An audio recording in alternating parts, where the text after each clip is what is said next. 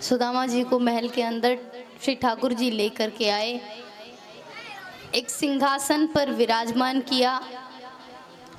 और कहा जाता है कि उस समय जब सुदामा को ठाकुर जी लेकर के आए, जो जल लेकर के आई थी दास दासी लोटे में, उस जल की आवश्यकता ही नहीं पड़ी।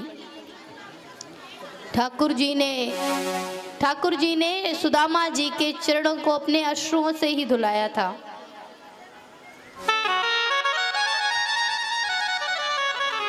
ठाकुर जी ने सुदामा जी से कहा कि आप हमसे बड़े हैं और मेरी भाभी माँ ने मेरे लिए कुछ तो भेजा होगा, कुछ भेंट तो भेजी होगी, क्योंकि पहली बार आप यहाँ पर आए हैं। सुदामा ने कहा कुछ भी नहीं भेजा, लेकर के तो गए थे चावल,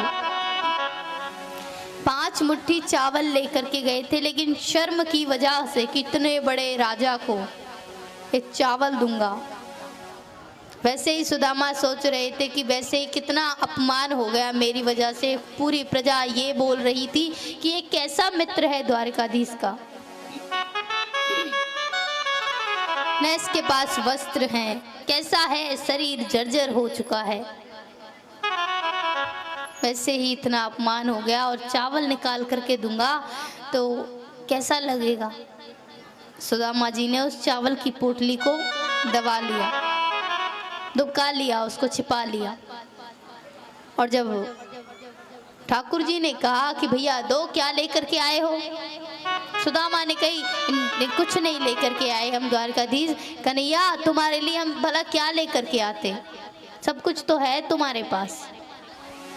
ऐसा नहीं हो सकता, भाभी माँ ने मेरे लिए अवश्य कुछ भेजा होगा। सुदामा जी से कहा हाथों को ऊपर करो।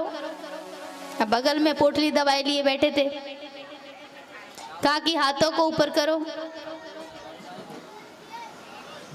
जैसे ही सुदामा जी ने एक हाथ को ऊपर किया, ठाकुर जी ने कहा दोनों को ऊपर करो। बेचारे सुदामा जी ने दोनों हाथों को ऊपर किया तो जो चावल की पोटली थी वो धरती में गिर गई। ओहो, सुदामा झूठ भी बोलने लगे हो भैया। सुदामा ने कहा द्वारकाधीश कैसे देता, और तो मेरे पास कुछ था नहीं, ये भी मैं भिक्षा मांग करके लाया था, तो ये आपके लिए उपहार क्या यही लेके आ पाया हूँ। ठाकुर जी ने कहा ये तो हमारे लिए बहुत नहीं, बहुत ज्यादा है। और ठाकुर जी ने कहा खा लूं क्या बहन। सुदामा ने कहा रहने दीजिए, आपकी तबीयत खराब हो जाएगी ये कच्चे चावल खाने से। लेकिन ठाकुर जी ने कहा मेरी भाभी माँ ने भेजा है, मैं तो खाऊंगा। ठाकुर जी ने चावलों की एक मुट्ठी को अपने मुंह में डाला तो भगवान ने एक लोग पूरा सुदामा के नाम कर दिया। दूसरी मुट्ठी चावल खाए तो जो नीचे के लोग हैं ना, वो सारे 7 लोग जो हैं, अतल वितल सुतल तलातल महातल रसातल पाताल, ये सब।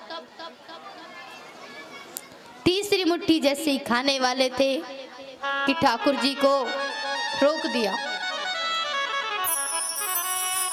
प्रभु ज्यादा चावल खाएंगे कच्चे तो आपकी तबीयत खराब हो जाएगी। सुदामा जी ने कहा कि यही तो हम कह रहे थे कि कच्चे चावल खाने से आपकी तबीयत खराब हो जाएगी। और ठाकुर जी ने उस चावल की मुट्ठी को ऐसे ही छोड़ दिया। सुदामा जी ने दर्शन किया। सुदामा जी ने कहा भैया 2-3 दिन हो चुके हैं, अब हमें चलना चाहिए, उधर तुम्हारी भाभी माँ भी हमारा इंतजार कर रही होंगी।